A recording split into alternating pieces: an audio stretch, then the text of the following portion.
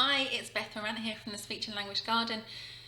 You know those kids in your class who just don't seem to kind of retain anything despite you teaching them over and over again? Or you might have a child who's just in a lower ability group and doesn't seem to make as much progress as the rest of them. Maybe you've got a child in your class who kind of loses their train of thought really easily and doesn't really get much down written in their books. You might have a child who really struggles with reading comprehension, really struggles to remember what they've literally just read, struggles to process the information and tells you, to tell you the story that they've just read, or to talk about how the characters might be feeling or what might happen next, really struggling to retain that information and to process it. This could be a child of any age. You can work with children in your preschool setting who really struggle to follow instructions, or it could be a child who you're working with in a infant class or a junior school setting as well. Memory and processing difficulties affect students of all ages, even the 15 and 16-year-olds that I've worked with. Some of them have some real deep ingrained difficulty with their memory and retention.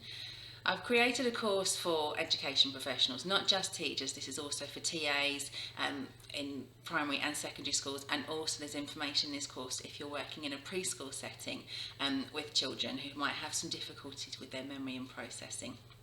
In this course, they're all pre-recorded videos, so you can just access it anytime you like on the internet. You just log into the system and off you go. You can access it by my website at www.thespeechandlanguagegarden.com, and if you follow the link in the online courses page and you follow the link to the memory and processing course, it will take you through there.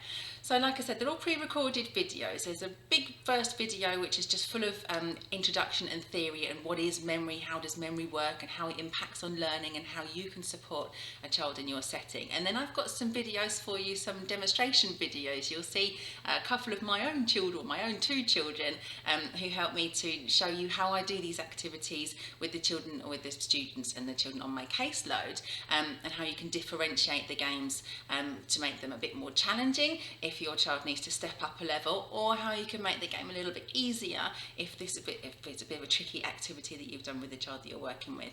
Are there bonus resources? Yes, there are. There's always bonus resources in my courses. So in this one, you've got some handy printouts that you can use for some of the games there. There's an opposites game and a recording sentences game that's got some resources for you to download, share in your shared server, or save it in your shared server, and then print off. And also you can send these games home for homework as well. What else have I got in the bonus resources? Oh yes, you've got the record sheets, so you can record the activities that you've been doing with these children, and then all of a sudden you've got a whole half term's worth of evidence of interventions that you've been doing either with one child that you're working with or even in a small group. And then also there's a handy printout of strategies for adults and staff who are working with children who've got memory difficulties to use in your setting, and then also a handout for the students to start to self-direct some of their own strategies to help them. These involve things like writing things down in a list, or underlining keywords in the text that they're reading. So just some pinpointy stuff for you there. After completing this course, I'm hoping that you'll feel much more confident in understanding and recognising where a student or a child that you're working with has got difficulties with their memory and their comprehension and their processing difficulties. You'll also be able to have 3 or 4 really instant low prep interventions that you can do with these students, and then also some ideas of how you can add in some vocabulary and some other ideas from the current topics that you're working with regards to whichever age group or which class that you're working with.